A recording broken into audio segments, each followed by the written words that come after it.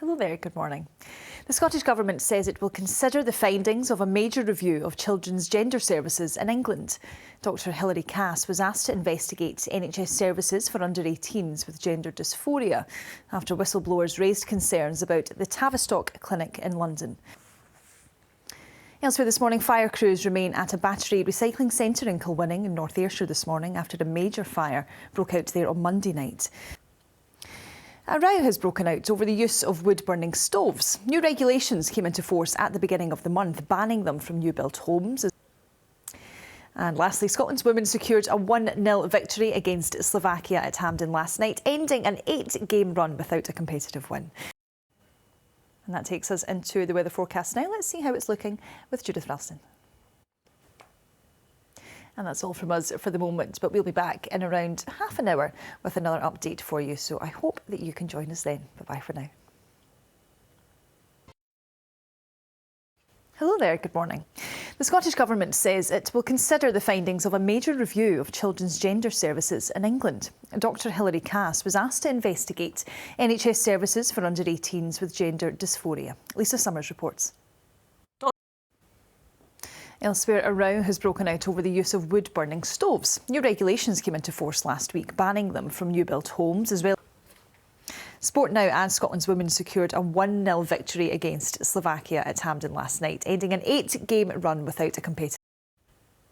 And a pitch inspection is set to take place at 11 o'clock this morning ahead of the rearranged Dundee Rangers game. Well, there'll be plenty of people interested in the weather then. Judith, how's it looking? As always. Thank you very much. Thank you very much, Judith. And that's all from us for the moment. We're back soon. Bye-bye. Hello there, good afternoon. Police Scotland has said it received more than 7,000 complaints alleging a hate crime incident since a new law came into force in Scotland at the beginning of April. The force said the vast majority of those reports were anonymous. 240 hate crimes and 30 non-crime hate incidents have been recorded.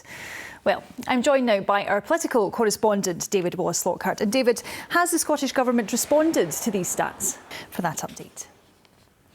A drug dealer from Fraserburgh has been jailed for 7 years after her 3-month-old son died after ingesting narcotics. Outcome.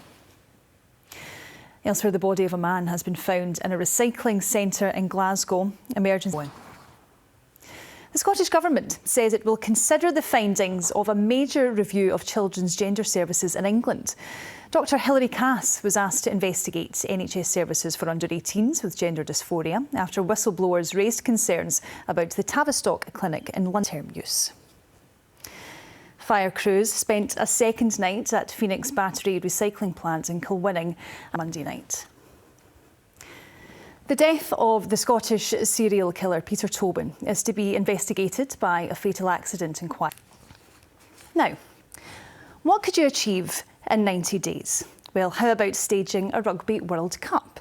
Back in 1994, when the Netherlands pulled out of hosting the Women's Rugby World Cup, the Scotland women's team stepped in, desperate to play more international games.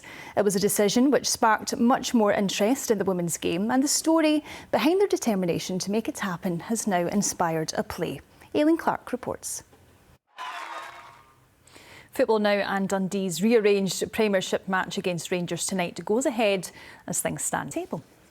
Well, let's see how the weather is looking, and Derek is with us. Hello. Hi Sarah, thanks very much for the forecast. Sarah. OK Derek, thank you very much for bringing us up to date. And that's all from us here this lunchtime. Laura Miller will be back at 6:30 tonight. Bye-bye for now.